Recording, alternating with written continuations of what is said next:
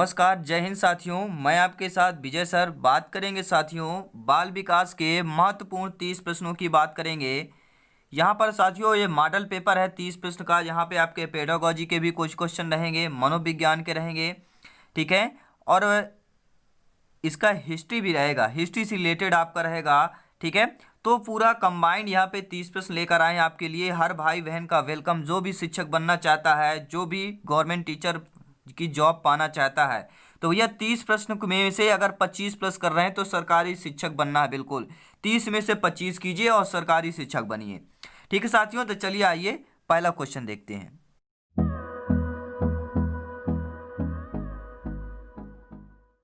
साथियों कहते हैं सपने अगर साकार करना हो तो हमें उस प्रकार की मेहनत भी करनी पड़ती, तो ज़रूर आप लोग भी मेहनत करेंगे, ठीक है। और पहला क्वेश्चन आप लोगों की स्क्रीन के सामने है कि चोम्स्की का विकास सिद्धांत आधारित है। जो आपका चोम्स्की है उनके अनुसार जो है विकास सिद्धांत आधारित है संज्ञान पर, भाषा पर, नैतिकता पर, समाज पर। तो किस पर आधारित है साथियों? चोम्स्की का जो विकास सिद्धांत है वह आपके भाषा पर आधारित है, ठीक है साथियों।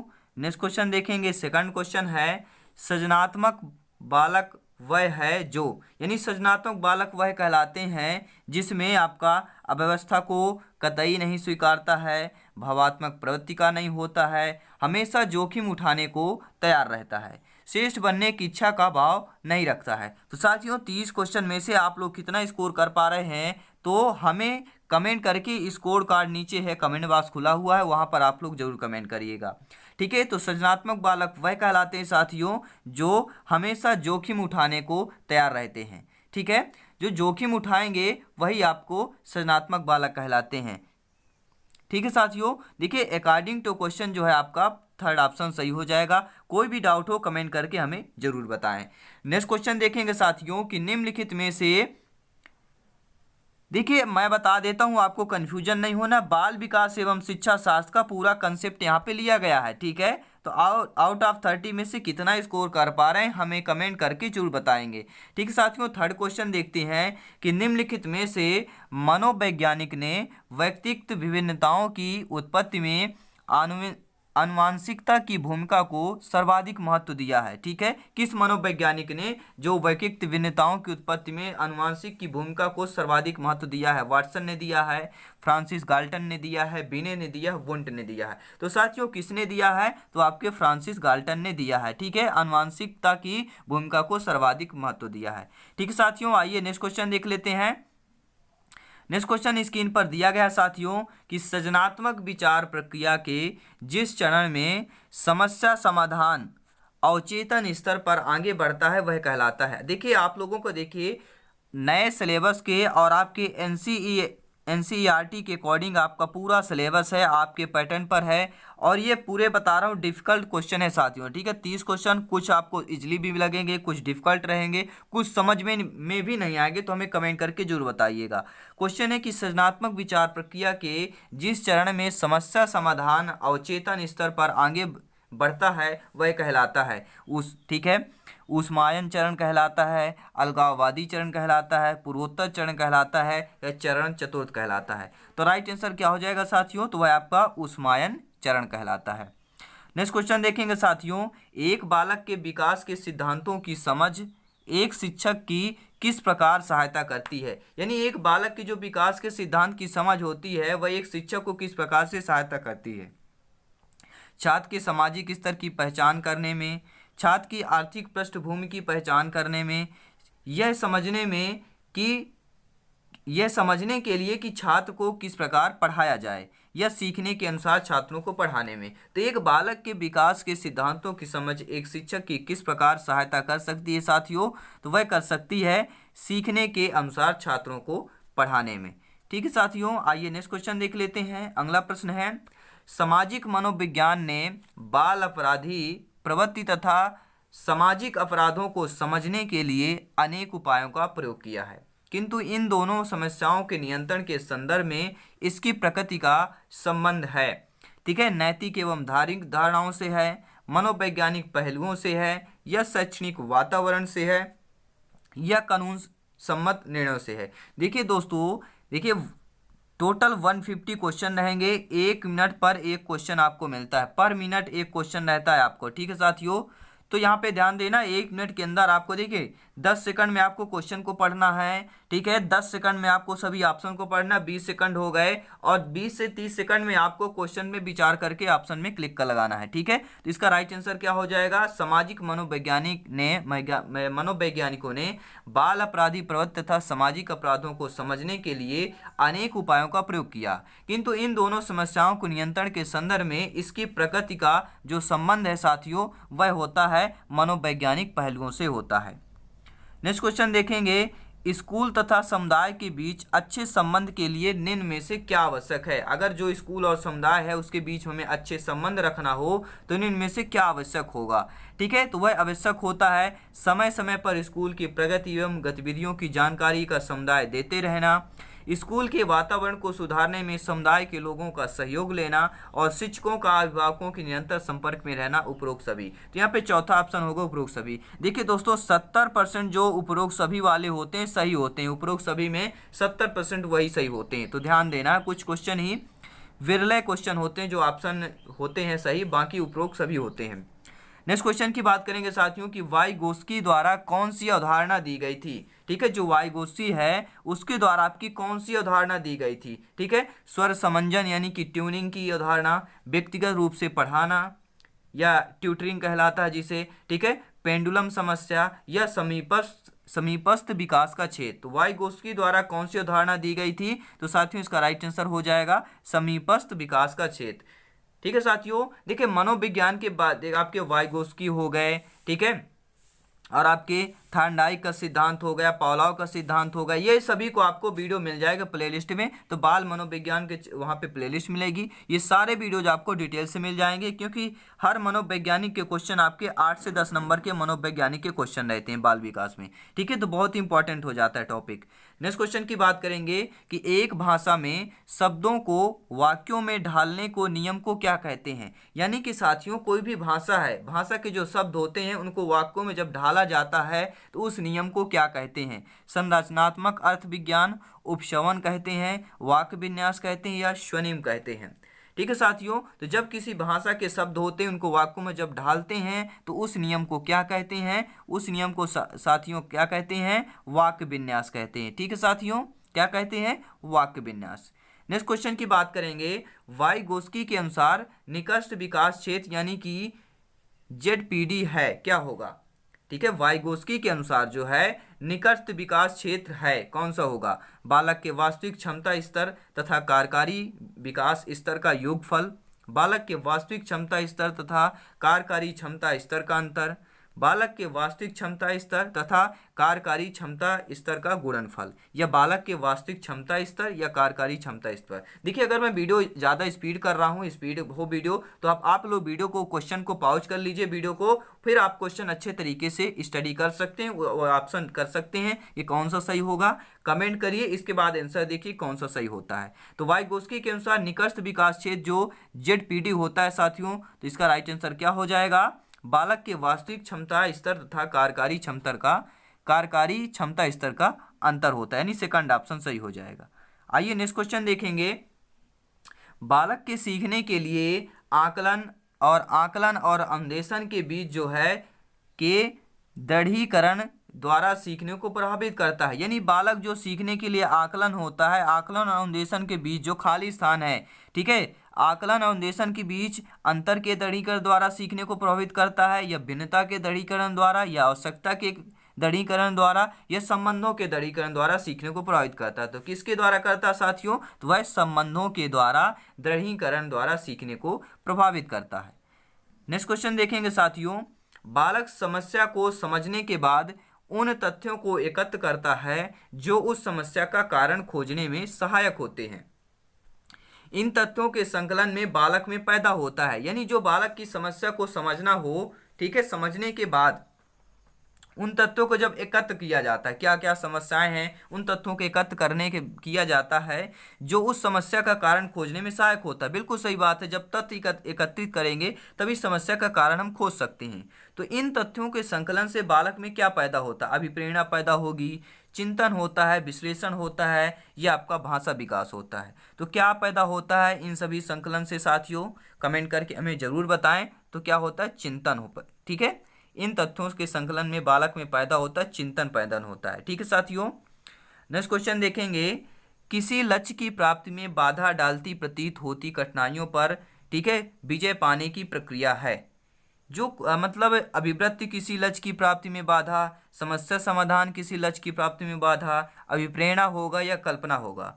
तो साथियों यहाँ पर राइट आंसर क्या हो जाएगा, समस्या समाधान। क्या हो जाएगा, समस्या समाधान किसी लक्ष्य की प्राप्ति में बाधा डालती हुई प्रतीत होती है कठिनाइयों पर विजय पाने की जो भी प्रक्रिया है। क्योंकि समस्या अगर समाधान नहीं होगा तो ये आपकी प्रक्रिया है, विजय पाने की प्रक्रिया है आपकी, ठीक है। अगर आपको शिक्षक भर्ती में सिलेक्शन पाना है तो आपको स्टडी करना पड़ेगा, चाहे जितनी गर्मी हो, चाहे जितना पसीना आए। देखिए साथियों, फैन कूलर सब ऑफ करके ये वीडियो बनाना पड़ता है। अगर हम देखिए, हम लोग इतनी गर्मी में आपके लिए स्टडी करवा सकते हैं तो आपके लिए तो जॉब चाहिए भैया। तो आपको लिए चाहे कुछ भी हो, आपको केवल 24 घंटे में बता रहा हूं साथियों, कुछ नहीं, आपको 3 से 4 घंटे समय देना पड़ेगा अगर भैया जॉब चाहिए, ठीक है।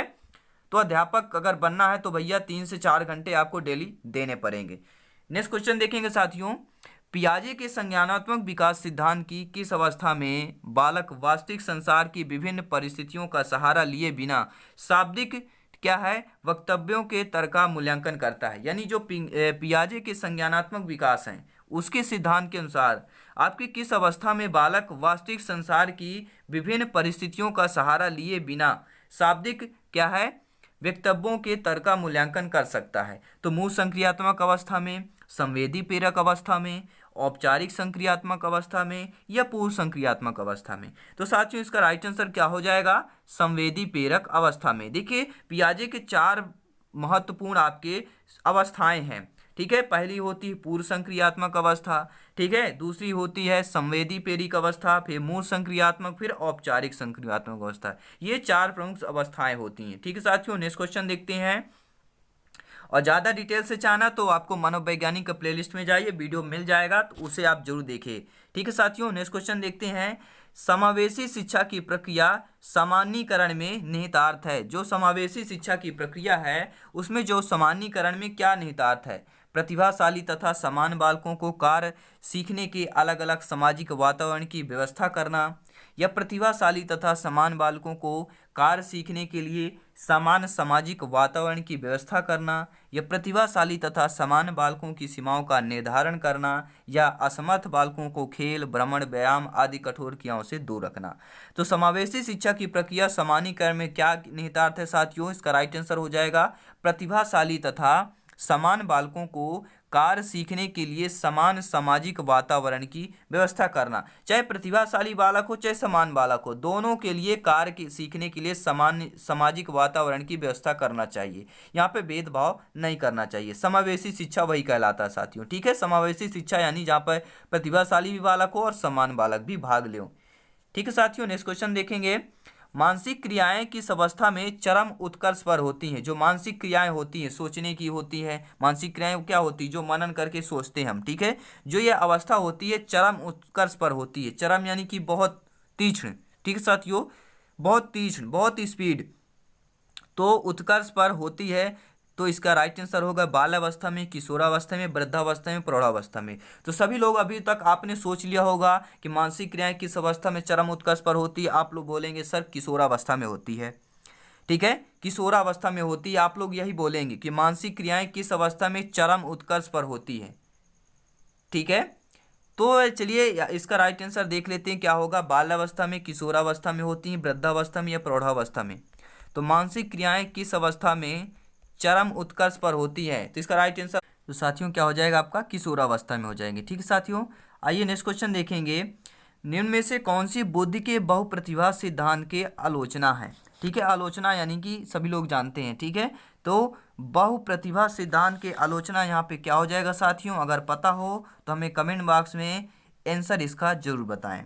तो क्या हो जाएगा, बुद्धि के विभिन्न कारक छात्र को अपनी क्षमताओं को खोजने में सहायता करते हैं, ठीक है साथियों। नेक्स्ट क्वेश्चन देखेंगे, दिव्यांग बालकों से हम समझते हैं कि, यानी कि दिव्यांग बालक से हम क्या समझ सकते हैं, जिनकी बुद्धि समान समान से कम हो, जिनकी बुद्धि समान से अधिक हो, जो पढ़ने में ध्यान अधिक लगाते हैं, जो शारीरिक दोष रखते हैं।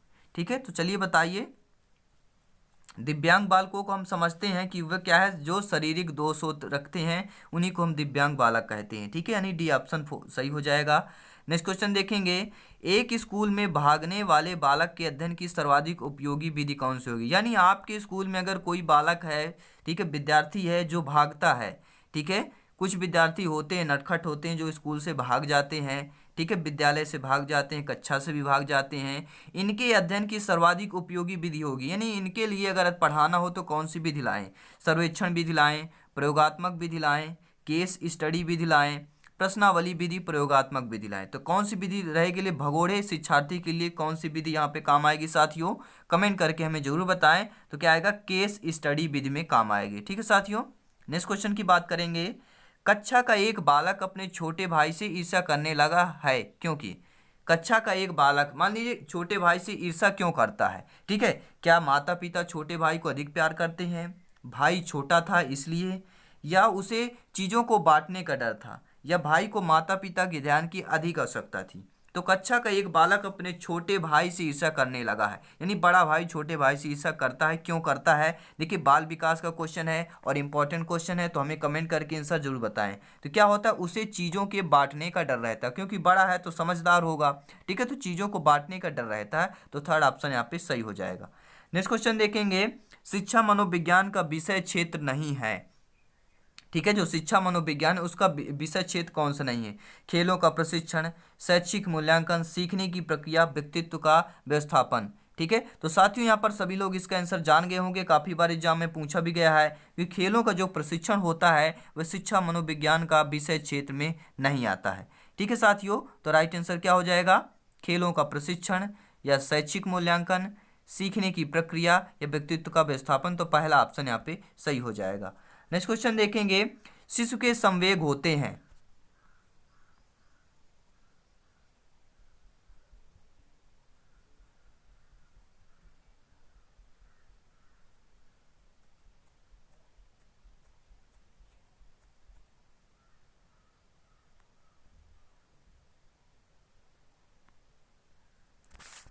ठीक है साथियों, क्वेश्चन देखते हैं। शिशु के संवेग होते हैं, स्थिर और स्पष्ट होते हैं, अस्थिर और स्पष्ट होते हैं। ठीक है, अस्थिर एवं अस्पष्ट होते हैं, स्थिर एवं अस्पष्ट होते हैं। तो शिशु के संवेग होते हैं साथियों, क्या होते हैं, अस्थिर और अस्पष्ट होते हैं। ठीक है साथियों, इस शिशु के जो संवेग होते हैं अस्थिर भी होते हैं और अस्पष्ट होते हैं, यानी कि समझ में भी नहीं आ सकते हैं, और अस्थिर होती है, कोई स्थिरता यहाँ पे नहीं होती है। नेक्स्ट क्वेश्चन देखेंगे, आपकी कक्षा का एक शिक्षार्थी जो है 3 × 3 को 3+3 समझता है, यानी गुणे की जगह वह प्लस समझता है। ठीक है, तो किस विकार से वह पीड़ित होगा, डिस्प्रेक्सिया से होगा, डिस्कैलकुलिया से होगा, डिसलेक्सिया से होगा, या अफेजिया से होगा। ठीक है साथियों, गुणे की जगह वह प्लस यानी मल्टीप्लिकेशन की जगह प्लस को समझ देता है, तो वह किस विकार से पीड़ित होगा। देखिए हमने बताइए विकार से संबंधित एक पार्टिकुलर वीडियो आपके लिए बना रखा है, तो जरूर जाके देखिएगा। ठीक है साथियों, नेक्स्ट क्वेश्चन देखते हैं, इसका आंसर देख लेते हैं पहले, तो आप हमें कमेंट करके जरूर बताएं। तो सभी लोग जानते हैं डिस्कैलकुलिया होता है, जोड़ घटाना बुरा भाग होता है, डिस्कैलकुलिया यानी कि कैलकुलेटर संबंधित है। ठीक है साथियों, नेक्स्ट क्वेश्चन, जैसे हम बोलते हैं ना एडवांटेजेस को क्या बोलते हैं, डिसएडवांटेजेस बोलते हैं। ठीक है साथियों, तो उसी प्रकार यहाँ पे कैलकुलिया यानी कैलकुलेटर यानी कि तो उसको जो विकार है तो उसको डिसकैलकुलिया बोल देते हैं। ठीक है, डिस लग गया यानी कि सभी लोग समझ जाइए, डिस लग गया यानी कि उससे पीड़ित हो जाएगा। ठीक है साथियों, नेक्स्ट क्वेश्चन देखेंगे, किस प्रकार के बालक में मौलिकता का गुण पाया जाता है। ठीक है, ऐसा कौन सा बालक है जिसमें मौलिकता का गुण पाया जाता है, सृजनशील बालक में, प्रतिभावान बालक में, पिछड़े बालक में, या मंदबुद्धि बालक में। तो किस प्रकार के बालक में मौलिकता का गुण पाया जाता है साथियों, कमेंट करके इसका आंसर बताएं। तो सृजनशील बालक में मौलिकता का गुण पाया जाता है।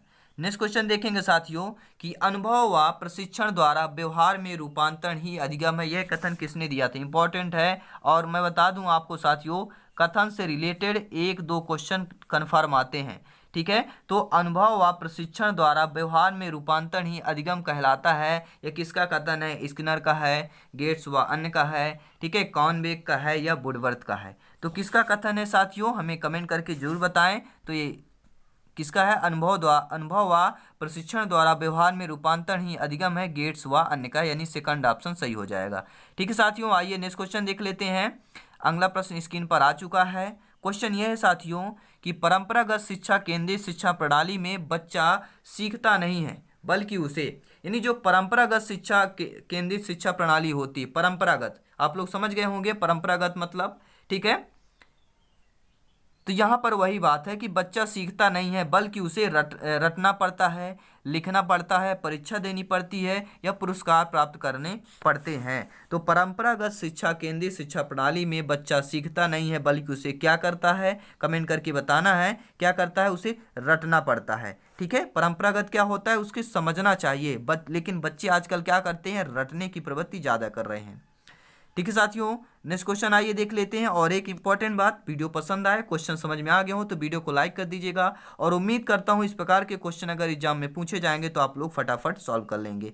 नेक्स्ट क्वेश्चन आइए देख लेते हैं। साथियों हमारा टारगेट है आप सभी लोग 120 प्लस का स्कोर क्रैक करेंगे, बिल्कुल क्रैक करेंगे। ठीक है, सभी क्लासेस अटेंड करिए, वाकई में आप बिल्कुल क्रैक करेंगे। देखिए मैथ्स की क्लासेस देखिए यहाँ पे इंपॉर्टेंट हो चुकी है, पर्यावरण की क्लासेस चल ही रही है, बाल विकास की क्लासेस फिर से स्टार्ट करेंगे, हो चुकी है, लेकिन फिर से संस्कृत की हो चुकी है, व्याकरण पेडागोजी की, हिंदी की भी हो चुकी है, लेकिन क्लासेस पूरी अभी नहीं हुई है। क्लासेस करने के बाद हम रिपीटेड क्वेश्चन प्रैक्टिस सेट आपसे करवाएंगे, यानी कि आपको सिलेक्शन पर, ठीक है, पाकर करवाना हमें, आपको सिलेक्टेड नहीं, गवर्नमेंट टीचर बनवा के रहना हमें। ठीक है, हमारा टीम और हमारा सभी लोगों का उद्देश्य है। क्वेश्चन देखेंगे, बच्चों को विभिन्न प्रकार के अनुभव प्राप्त होते हैं जब वे, बच्चे अब विभिन्न प्रकार के अनुभव कब प्राप्त करते हैं, जब वे स्वयं कार्य करते हैं, बाहर घूमने जाते हैं, परीक्षा देने से, या तीनों से। ठीक है साथियों, तो बच्चों को अनुभव कब प्राप्त होता है, क्वेश्चन साधारण सा है लेकिन समझने वाली बात है, जब स्वयं से कार्य करेंगे तो अनुभव प्राप्त होता है। ठीक है साथियों, जो ये 30 क्वेश्चन है आपके लिए, जब आप स्वयं से इसका सोल्यूशन करेंगे तो आपको अनुभव मिलेगा कि हम 30 में से कितना स्कोर कर पा रहे हैं। ठीक है, तो अनुभव प्राप्त करने के लिए आपको स्वयं को कार्य करना चाहिए। नेक्स्ट क्वेश्चन देखते हैं कि चरित्र एवं नैतिक मूल्यों के विकास को प्रभावित करने वाला प्रमुख तत्व कौन सा है। जो आपका चरित्र एवं नैतिक मूल्यों के विकास को प्रभावित करने वाला तत्व आपका कौन सा है, बुद्धि का प्रभाव है, विद्यालय का प्रभाव है, माता पिता की आर्थिक स्थिति का है, या पड़ोस का प्रभाव है। तो भैया चरित्र एवं नैतिक मूल्यांकों के विकास में प्रभावित जो करने वाला प्रमुख तत्व है वह कौन सा हो जाएगा, आपको पता हो कमेंट करके हमें बताएं। वह क्या होता है, विद्यालय का प्रभाव होता है। चरित्र एवं नैतिक मूल्यों का विकास जो होता है विद्यालय के प्रभाव से होता है। ठीक है साथियों, नेक्स्ट क्वेश्चन देखेंगे। अगला प्रश्न यहाँ पे स्क्रीन पर आ चुका है। क्वेश्चन यह है साथियों कि अभिप्रेरणा तकनीक के रूप में निंदा को प्रभावी ढंग से प्रयोग किया जा सकता है। जो अभिप्रेरणा की तकनीक के रूप में, ठीक है, अभिप्रेरणा जो होती है उसको तकनीक के रूप में निंदा को प्रभावी ढंग से प्रयोग किया जा सकता है। किस प्रकार किया जा सकता है साथियों, हमें कमेंट करके जरूर बताएं। देखिए निंदा से पूर्व छात्रों को सकारात्मक प्रयासों की पहचान द्वारा कराया जा सकता है। यानी निंदा से पूर्व देखिए जो भी बच्चे हों, छात्र, उनको सकारात्मक प्रयासों की पहचान बतानी चाहिए। ठीक है, और बालक की गलती के साथ साथ दूसरे कारकों को भी दोषी ठहराना चाहिए। ठीक है, अपमानजनक भाषा के स्थान पर निंदा के लिए अच्छी भाषा का प्रयोग करना चाहिए। तो आपके ये तीनों हो जाएंगे। ठीक है साथियों, यानी कि अवप्रेरणा तकनीक के रूप में निंदा को प्रभावी ढंग से प्रयोग किया जा सकता है, उपरोक्त सभी हो जाएगा। नेक्स्ट क्वेश्चन देखेंगे साथियों, सैद्धांतिक रूप से रचनावाद शिक्षार्थियों को, जो सैद्धांतिक रूप से रचनावाद शिक्षार्थी होते हैं उनको दुनिया के विषय में अपना दृष्टिकोण निर्मित करने पर बल देता है, सूचनाओं को पुनः स्मरण द्वारा जांच करने पर बल देता है, शिक्षक की महान भूमिका की जानकारी देता है, या विभिन्न व्यवहारों पर उसके द्वारा दिए गए अनुकरण की भूमिका पर केंद्रित करता है। तो सैद्धांतिक रूप से जो रचनावाद शिक्षार्थियों को यहाँ पर क्या हो जाएगा साथियों, आंसर, इसका राइट आंसर क्या हो जाएगा, इसका आंसर होगा दुनिया के विषय में अपना दृष्टिकोण निर्मित करने पर बल देता है। तो साथियों 30 क्वेश्चन में कितना स्कोर कर पा रहे हैं, 20 प्लस स्कोर आया तो बहुत अच्छा आप स्कोर कर पा रहे हैं। साथ ही हमारा प्रैक्टिस सेट प्लेलिस्ट मिल जाएगा बाल विकास का, सभी क्वेश्चन अटेंड करें। ठीक है, और जल्द से जल्द हम प्रैक्टिस सेट फिर से स्टार्ट करने वाले हैं। सिलेबस कितना भी पूरा हो जाए, ठीक है, प्रैक्टिस सेट हम आपको करवाते रहेंगे जब तक आप टीचर नहीं बन जाते हैं। ठीक है साथियों, तो चलिए, अगर चैनल में पहली बार आए तो चैनल को ज्वाइन कर लीजिएगा और बेल आइकन प्रेस कर लीजिएगा। जैसे आप यहाँ पे जाते हैं, चैनल पे ज्वाइन करेंगे तो प्लेलिस्ट मिलता है, वहाँ पे आपको सभी सब्जेक्ट की प्लेलिस्ट मिल जाएगी। ठीक है। और बात करेंगे चैनल का, आपको ऐसे आइकन मिलेगा और सब्सक्राइब बटन होगा रेड, हो उसे क्लिक करेंगे तो आपका व्हाइट में हो जाएगा, ठीक है। और बेल आइकन ये रिंग होता है, उसे जब आप क्लिक कर लेते हैं तो नोटिफिकेशन आप तक पहुंच जाता है, ठीक है। और आप शेयर भी कर सकते हैं, क्योंकि देश हित राष्ट्र हित में चैनल है, देश हित में चैनल है, हिंदुस्तान का चैनल है, आपका अपने परिवार का चैनल है, आपका अपना परिवार है, शिक्षा जगत का चैनल है, तो आप शेयर लाइक भी कर सकते हैं। तो चलिए मिलते हैं नेक्स्ट क्लास में, तब तक के लिए जय हिंद, वंदे मातरम। हंसते रहिए, मुस्कुराते रहिए।